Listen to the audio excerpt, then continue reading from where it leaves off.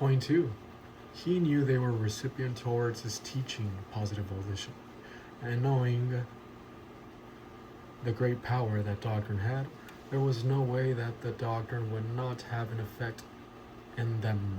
Again, point 2.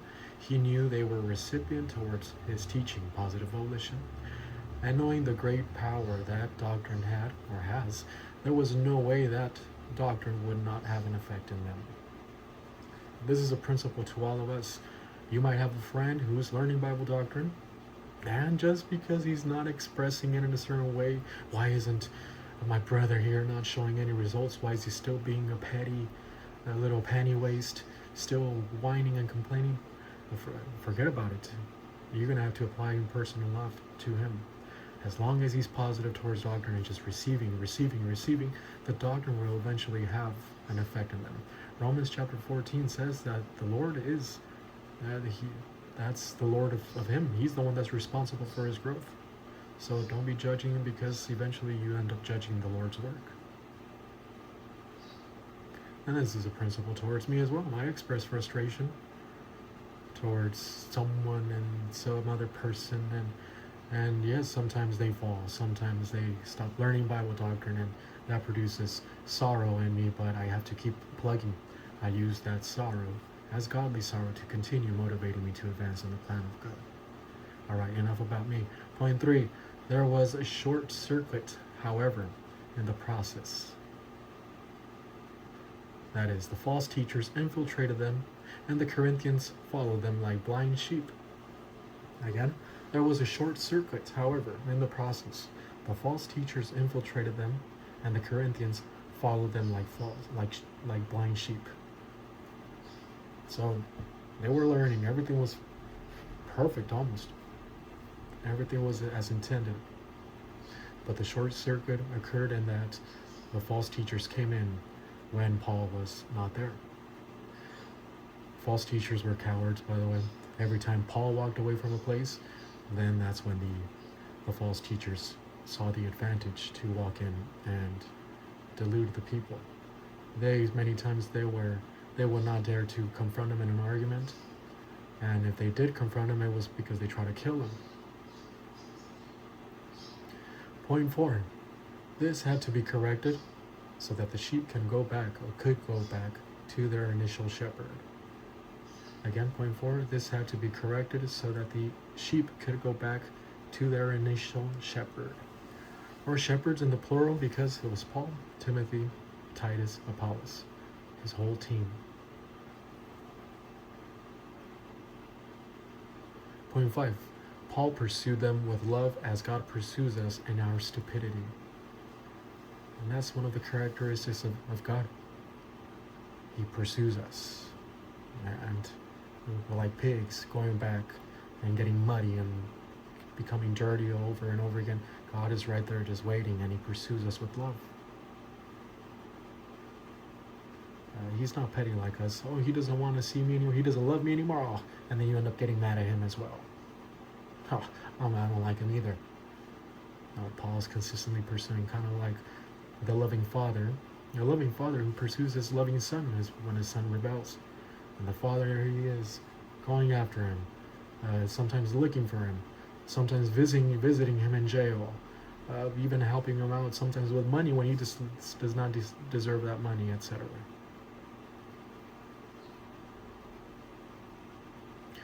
Point 6. Having recovered the attention and respect of the Corinthians, their spiritual advance resumed just as Paul had expected.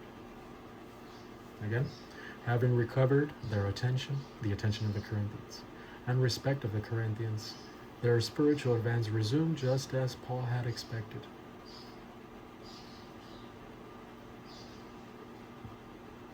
Point 7. The fact that the Corinthians recovered so quickly from their carnality, reversionism, vindicates Paul's boasting. Also seen here as I was not put to shame. I was not embarrassed.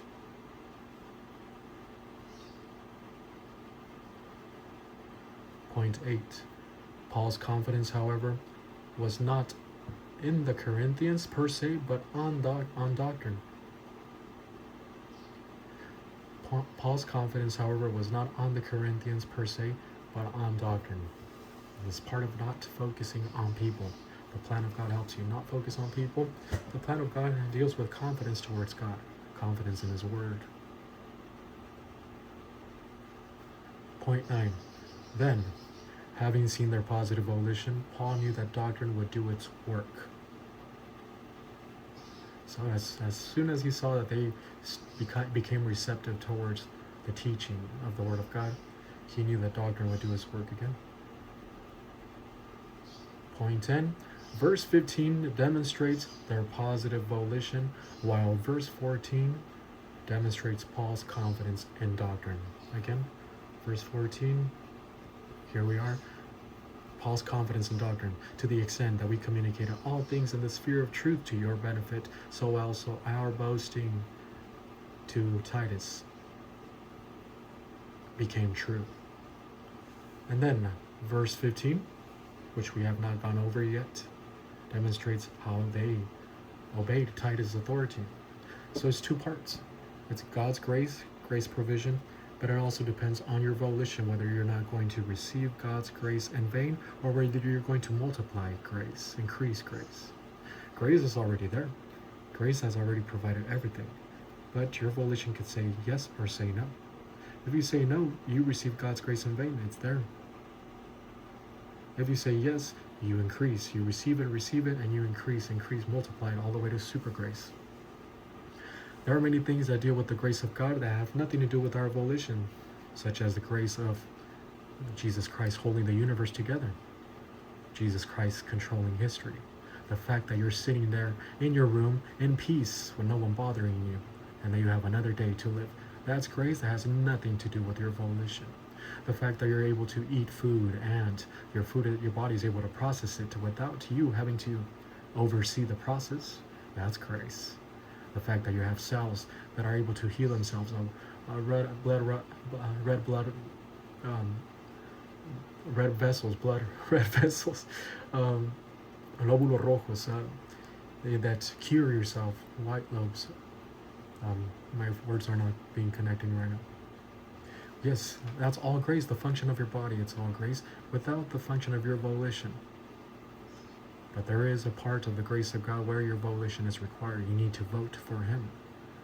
And what I mean by you using your volition, it does not imply you putting your work in there, or you putting your own intelligence or your talent or human endeavor, nothing from the energy of the flesh, but rather your volition responds on the same grace basis, by a grace means. And this has to do with the learning of Bible doctrine. The whole canon of Scripture has been provided to us, given to us already. But if you do not want it, God is not going to force it on you. So here we have the two parts, God's grace plus the volition of man.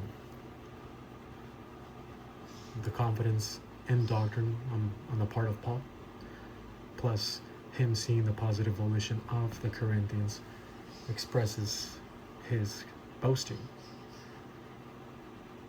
So again, yes, point 10, verse 15 demonstrates their positive volition, while verse 14 demonstrates Paul's confidence in doctrine.